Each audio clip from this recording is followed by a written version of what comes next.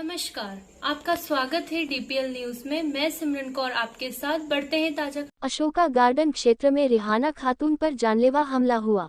भोपाल के अशोका गार्डन थाना क्षेत्र में दिन शुक्रवार दिनांक 2 तारीख को रात 10 o'clock रिहाना खातून पर किया HDFC लाइफ इंश्योरेंस कंपनी की सीनियर जागृति वैष्णव ने जानलेवा हमला करने की कोशिश। फरियादी रिहाना खातून ने घटना के बारे में बताया कि रात को 10 बजे जब मैं घर में थी तो एकदम से अचानक मेरी सीनियर, जो कि मेरे साथ HDFC लाइफ इंश्योरेंस कंपनी में काम करती थी और मैं उनके अंडर में काम करती थी, तो कुछ टाइम पहले मैंने इंश्योरेंस के क्लाइंट उनके द्वारा उनके इंश्योरेंस करवाए थे, जिसमें वो खुद ही डीलिंग करती थी और यदि कोई पैसे नहीं देता था तो वह मेरे ऊपर मोबाइल के द्वारा प्रेशर बनाती थी और मुझे मेंटली टॉर्चर करती थी। पर काफ़ी टाइम से उनका मेरे साथ स्वभाव चेंज सा था और एक दिन उन्हें मुझे व्हाट्सएप पर भी कुछ बदतमीजी से बातें लिखी और मुझसे भी बात करने की कोशिश हमेशा उनकी रही। पर 2 तारीख को रात 10 बजे अचानक वह मेरे घर पर अशोका गार्डन में आ गई और उन्हें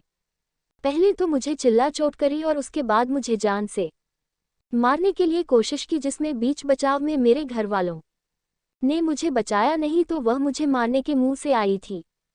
मैं मुख्यमंत्री एवं गृह मंत्री जी पुलिस प्रशासन से निवेदन करती हूं कि सर मुझे इंसाफ चाहिए और जागृति वैष्णव को सख्त से सख्त सजा मिलना चाहिए। सर मेरे साथ अन्याय हुआ है। मैं हाथ जोड़कर पुलिस प्रशासन से निवेदन करती हूं कि सख्त से सख्त कार्रवाई की जाए, नहीं तो मुझे जागृति वैष्णव से हमेशा मन में भी बना रहेगा, क्योंकि सर ऐसी घटना मेरे आज घर में घुसकर हो गई, कल को मैं कहीं और हूँ और जहाँ पर कोई ना हो तो मेरे साथ यह घटना दोबारा हो सकती है। इसलिए मेरा पुलिस प्रशासन से निवेदन है कि इस घटना पर सख्त से सख्त कार्यवाही की जाए।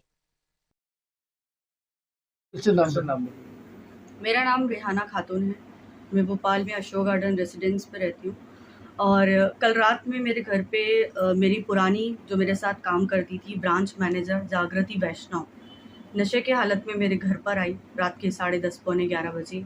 और क्योंकि वो मेरे साथ काम करती थी और वो ये चाहती थी कि उन्होंने जो कस्टमरों की पॉलिसी करी है और कस्टमरों से उन्हें कुछ पैसे लेने होंगे, जिन कस्टमरों को मैंने मिलवाया था, तो वो मुझ पर बार बार दबाव डाल रही थी। वो मेरे घर पे कई बार आ चुकी हैं, इस बात की धमकी दिया करती थी कि मैं तुम्हें बदनाम करूंगी, सारे मोहल्ले में बताऊंगी कि तुमने मेरे पैसे खाए हैं, उन कस्टमरों ने नहीं। ये बातें लगातार वो मुझे बोलती आई थी। मैं इस बात के डर में थी क्योंकि मैं एक मिडिल क्लास फैमिली से हूँ, मैं घर में बदनामी नहीं चाहती हूँ, इसीलिए मैं इस चीज़ को बार बार उनकी बातों को समझती थी। मैं उन्हें कन्विंस करती थी, मैं कोशिश करूँगी, मैं उनके लिए कोशिश करने लगी थी, लेकिन वो मुझे बार बार टॉर्चर करती थी। और कल रात में जब वो मेरे घर आई तब मैंने ठान लिया था कि मैं इनकी कोई बात नहीं मानूंगी, चाहे जो चाहे वो करे। और वो आने के बाद सबसे पहले ऊंची आवाज़ में उन्होंने बात करी और जो वो सोच कर आई थी कि वो मुझे मारेंगी भी और मेरे ऊपर जानलेवा हमला भी करेंगी, वही उन्होंने कल कर दिया। कल आने के बाद सबसे पहले उन्होंने मुझसे ऊंची आवाज़ में बात की और जब मैंने उनका वीडियो शूट करना चालू किया तो उन्होंने तुरंत मेरा हाथ पकड़ के मोड़ दिया और जहाँ पे मेरे घर की गली है, गली के पास जो लकड़ी पड़ी थी वो उठा के उन्होंने मार दी मेरे कंधे पर, जिससे मेरे ये कंधा भी ब्रेक हो चुका है, टूट चुका है। मेरी मम्मी ने आके इसमें बीच बचाव किया तो उनको भी उन्होंने हाथ से झटक दिया। अच्छा, तो आपने मेडिकल हुआ था थाने द्वारा? जी बिल्कुल, मेरा मेडिकल हुआ है हमीदिया में और इसका रिपोर्ट भी मैं थाने में देकर आ चुकी हूँ कल रात में। कौन से थाने में रिपोर्ट की आपने? अशोक गार्डन थाने में दिया है। तो क्या आश्वासन मिला थाने से आपको? मुझे अभी सिर्फ यही आश्वासन मिला है कि इसके ऊपर काम किया जाएगा। नहीं तो ये जो घटना हुई तो इस घटना में बीच बचाव नहीं हुआ क्या? बीच बचाव में मेरी मम्मी थी, कोशिश कर रही थी कि ऐसा कुछ ना हो कि मेरी बहू को चोट लगे। उन्होंने 2-1 बार हाथ उनका पकड़ा तो उन्होंने हाथ झटक दिया, जिससे उन्हें भी चोट आई और उसके बाद वो बार बार चिल्ला के ये बात करने लग गई कि इन्होंने मेरे पैसे खाए, इन्होंने मेरे पैसे खाए, जो कि मैंने बिल्कुल नहीं किया। जिस बात के लिए उनके पास कोई सबूत नहीं है, अगर सबूत होता तो वो पुलिस थाने जाती, लेकिन वो पुलिस थाने नहीं, मेरे घर पे हंगामा करने आई और मुझे मारने आई, क्योंकि उन्हें इस बात का गरज था कि मेरे को पैसे किसी भी हालत में चाहिए, भले मुझे से जान से मारना क्यों ना पड़े। इसीलिए उन्होंने ये हमला भी किया मेरे ऊपर। तो आप क्या चाहती हैं?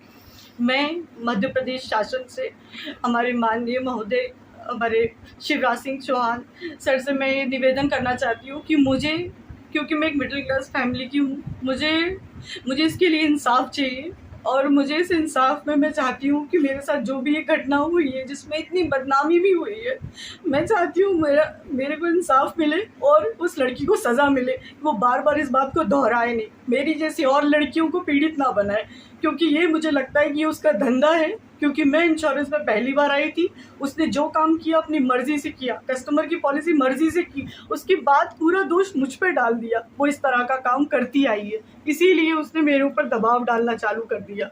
मैं चाहती हूँ मध्य प्रदेश शासन से कि मुझे इस चीज़ के लिए इंसाफ दिया जाए और मैं आपसे मदद की गुहार करती हूँ। ठीक।